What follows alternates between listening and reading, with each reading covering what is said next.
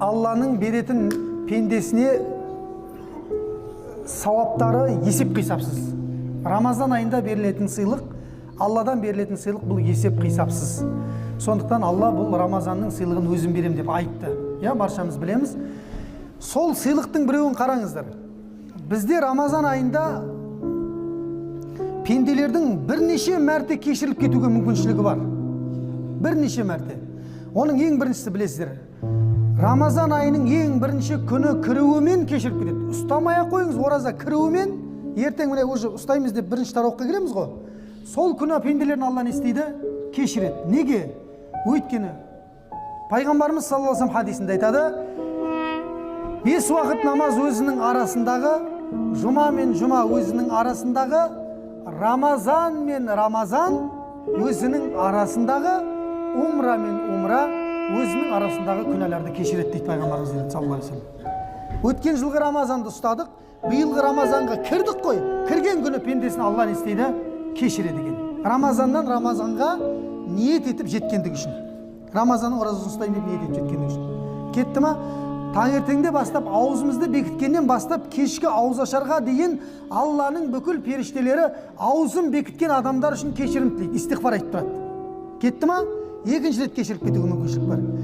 Оған тағы қосымша пайғамбарымыз айтады саллаллаху алейхи ва саллям, "Мен сама Рамадан, кім Рамазанның оразасын ұстаса, иманан вахдисабан, шынайы иман менен Алладан ғана сауабын үміт етіп ұстаса, ғуфира лаху ма тақаддама мин замби, Алла оның өткен күнәларының барлығын кешіреді дейді." Кетті ма? Үшіншісі.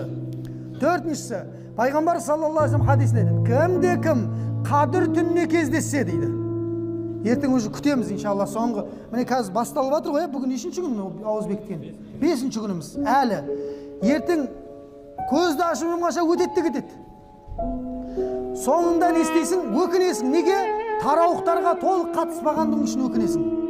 Артыңа бір қарайсың, Рамазанда не істедім? Қарасаң, бір дұрыс нәрсе жоқ қой. Я бір Құранды хатым қылмағансың, я хатым қылып атқан адамның артына келіп тұрмағансың намазға. Я өзің бір жартып құлшылық қыл дұға қылмағансың. Тек не? Ұйқымен, күлкімен тралала 11 ай қара жүрдің, дәл солай 12-ші Рамазан айында өткізіп жібердің. Бұл өкініш болады. Пайғамбар саллаллаху алейхи ва саллям хадисінде айтады. Мынадай минбарға қақта мына жақта. Мынау не ақ бірден прямой шығады екен ғой. Давай, ладно. Минбарға көтерілді дейді пайғамбарымыз. Сөйтті де әмин деп айтты дейді. Көтерілді тағы да әмин деп айтты. Көтерілді тағы да әмин деп айтты дейді. Сонда Муаз ибн Жабал деген сахаба айтады, Алланың елшісі, не себепті 3 мәрте әмин деп айттыңыз дейді. Сонда пайғамбарымыз саллаллаху алейхи ва саллям маған мінберге көтерілген кезде Жабраил әмин келді дейді. Жабраил періште келді дейді. Сөйтті де айтты, ей Мұхаммед, сенің үмметіңнен әке шешесі қолында бола тұрып қартайса, сөйтіп жәннатқа кіре алмаса, сол пенделерге өкініш болсын деп айтты дейді. Мен әмин деп айтып жібердім дейді. Болды, ол уже кетіп қалды, қайтарылмайды ол. Солай кетіп қалды. Кімнің әке шешесі тірі бола тұрып, оған зарар берсе, тілазар болса, айтқанына бойұсынбаса, оған қарсы уф деп айтты. Не то что сөйлеу, уф деп айтса дейді. Уф. Алла Құран кәрімде «Вала тақул лахума уффен» дейді. Уф деп айтпа дейді. Нардай уф сендер деп айтпа дейді. «Вала танхархума» ол екеуіне жекіме дейді. «Ва қул лахума қаулан карима» керісінше ол екеуіне ең жылы тәтті сөздеріңді айт дейді. Сені өмірге әкелгендігіне өкінбейтіндей дейді. Көрдіңіз ба? Ал егер бұларды арнай алмаған пенде, онда ол неде болады? Өкініште болады. Бұл бірінші әмин. Екінші әмин деген себебім дейді. Ей Мұхаммед, сенің атың аталып тұрып, саған салауат айтпаған пендеге өкініш болсын деп айтты дейді. Пайғамбарымыздың атын естіп отырып, пайғамбарға салауат айтпаған пенделерге өкініш болсын дейді. Саллаллаху алейхи ва саллям. Үшінші әмин деген себебім Жабраил айтты дейді, ей Мұхаммед, Рамазанның оразасы кіріп тұрып дейді, күнәлары кешірілмей шыққан пендеге өкініш болсын дейді. Қандай пенделер дейсіздер ғой? Қалай болса солай ораза ұстаған пенделер дейді. Вообще Рамазанның несіне? Руханиятына кіре алмай кеткен пенделер. Не үшін ауыз бекітіп жүрген білмейді, не үшін ауыз ашарға барып жүрген білмейді. Жүр бірақ елмен бірге барады, келеді, ауыз бекітеді. Білмейді ол Рамазанның сыйлығын. Рамазанның руханияты мен мақсатын білмейді. Не ол Рамазан? Мақсат не ол Рамазан, оразан? А? Паниковать ету? Рухани тазару. Қалай рухани тазаласын? Не ол мақсаты не Рамазанның? Дұрыс айтады. Тамақ жеу дейді ауыз ашарда. Дұрыс айтады. Ләалләкум тақуалыққа жету деді. Дұрыс айтады. Мақсаты не Рамазанның? Тақуалыққа жету. Сізді 11 ай бойы ластаған нәрселерден бойыңды, рухыңды аулақ ұстауын. Міне, Рамазанның мақсаты осы. Құдай бір мұқтаж болып сендерге ауыздарын ойбай бекітіңдерші, қиналып жатыр. Құдай ешкімнің ауыз ашарына да, оразасына да не емес, мұқтаж емес. Азаннан кешке дейін аузыңа тығасың ба ерегісіп Рамазанның ішінде? Проблема жоқ. Алла ештеңеге мұқтаж емес. Бірақ не? Мақсатын білді бар. Рамазанның мақсаты, бауырлар, тақуалыққа жеткізу. Егер де Рамазаннан кейін, Рамазанға дейін қандай болдыңыз, Рамазаннан кейін дәл сондай болатын болса, сіздің оразада проблема бар дейді, ғалымдар айтады. Ал егер Рамазаннан кейін жақсы жаққа қарай өзгерсең, онда сенің Рамазаның мощный болған дейді. Міне, өкініш болсын деген сөзі пайғамбарымыздың. Қалай болса солай Рамазанның мақсатын, мұратын, ішіндегі руханиятын білмей өткен адамдарға өкініш болсын дейді. Не Құран оқымаған адамдарға? Көрдіңіз бе? Міне, пенде 4-ші мәрте кешірілді Қадір түнінде. Кетті ма? 5-шісі дейді. Пайғамбар саллаллаху алейхи вассалам хадисінде айтады. Алла тағала Рамазанның ең соңғы түнінде ораза ұстаған пенделердің барлығын кешіреді дейді. Сонда сахабалар сұрайды: "Я Расулалла, ол Қадір түні ма?" дейді. Қадір түні емес дейді, пайғамбарымыз айтады. Қадір түні өз алдына дейді. Мынау әрбір қызметші қызметінің ақысын ала ма дейді айдың соңында. Дәл сол сияқты әрбір 30 күн ораза ұстаған кісінің сыйлығы күнәларының кешірілуі деп айтты дейді. Ертеңіне Рамазан біткен кезде бізде қандай мереке бар? Ораза айт мерекесі бар. Ораза айт мерекесінде Алланың бүкіл періштелер жер бетіне түсіп, оразасы қабыл болған пенделерді сүйіншілейді екен. Қуаныңдар, қуаныңдар, Алла сендерді кешірді деп айтады дейді. Адамдар айт намаздарына бара жатқан кезде. Барлық көшелерде періштелер солай айқайлайды дейді. Көрдіңіздер ме? Міне бұл 5-шісі ма кешірілудің? Ал енді 6-шысын айтайын. 6-шысы, енді мыналардың ішінде біреу дұрыс болмай қалса деп жатыр ғой. Вариант қалдырып жатыр. Еще бұл вариант өте оңай вариант. Кешіріліп кетуге өте оңай вариант. Өйткені сен сұралмайсың одан. Имам сұралады одан. Ол не? Тараух намазы. Пайғамбар саллаллаху алейхи вассалам: "Мен қома Рамадана иманан ва ихтисабан." Кімде-кім Рамазан айында тұрса дейді, қаққа?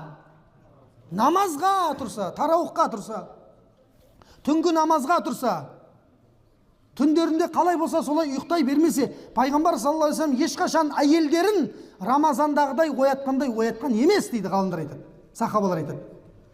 Рамазан кірген кезде әйелдеріне тыныштық бермейтін еді дейді пайғамбар саллаллаху алейхи вассалам. Тұрыңдар, бұл ай ұйықтайтын ай емес деп айтатын еді дейді. Басқа айда ешкімді тахажжудке мәжбүрлемейтін еді дейді пайғамбар саллаллаху алейхи вассалам. Көрдіңіздер ме? Міне, "Мен қома Рамадан", кімде-кім Рамазанда тұрса, міне қара, тараухқа келіп отырса, даканса тұру керек. Қашып кетуді қою керек. Өз жылына бір-ақ рет келетін Рамазан не пәле, қандай шаруа бітіп жатқан. Жайлап 8 оқса да болады. Болмайды сіздерге 8 оқуға. Сіздің намазыңыз вообще келмейді пайғамбардың намазымен салыстыруға. Пайғамбардың 2 рәкағатымен таң атып кете бердім бұған.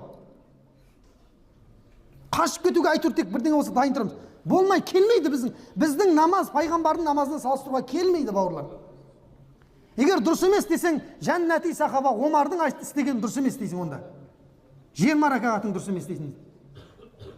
Соңына дейін тұру керек. Неге тұру керек? Амалдың жоқтығынан деп жатыр ма пайғамбар саллаллаху алейхи вассалам?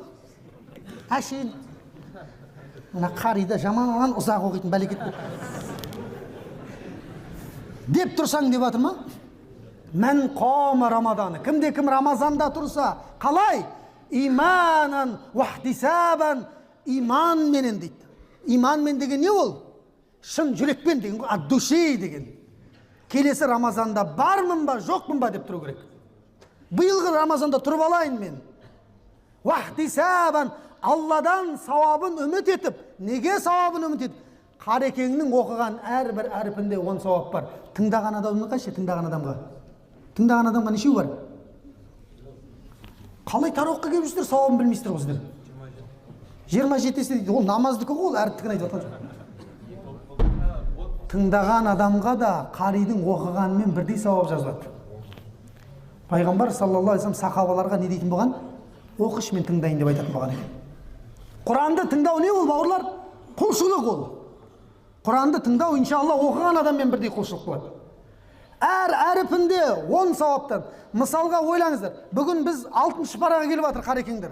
6-шы пара бұл Мәида сүресі. Мәида сүресі Құран кәрімдегі ең ұзын 7 сүренің біреуі деп аталады. Қазақшасы не ол Мәиданың? Дастархан. Мәида сүресінің қазақшасы дастархан. Қандай дастархан? Дастарханың мол болсын, уайым қайғы жоқ болсын. Ондай дастархан емес ол. Иса пайғамбардың хауарилері, сахабалары келіп, Аллаға айтшы, біздің иманымызды одан сайын күшейтсін, бізге аспаннан дастархан түсірсін деді. Міне сол түскен дастарханның құрметіне осы сүре не деп аталады? Дастархан сүресі деп аталады. Міне бүгінгі оқитын сүре осы, иншалла. 120 аяттан тұрады. 2300 қанша? Ойбай. 2837 сөзден тұрады. 11892 әріптен тұрады. Әр әріпіне 10 сауап. Ол Рамазанның құрметіне 10-нан 700-ге дейін тағы көбейтіледі. Көрдіңіз ба? Соның барлығын алып қайтуға мүмкіншілік бар ма? Бар ғой. PlayStation ойнағанда да 2 сағаттың қалай өтіп кеткен білмейсің ғой? Еш жерің талмайды да, бірақ тарауға келгенде талып қалады да бір жеріңде. Көрдіңіз ба? Шайтан сондай дүниенің ләззаттарын әдемі қылып көрсетеді адамға. Мынадай құлшылыққа келген кезде бір жерін талдырады, қыштады, дәретіңді қысады, өйтеді, бүйтеді, біреу жазып қалады, өмірде жазбайтын біреу жазады. Тез келмесең, ойбай, біз не қылайын деп атпен. Соған кетесің жаңа, 5-ші рәкаттан 6-ші рәкаттан.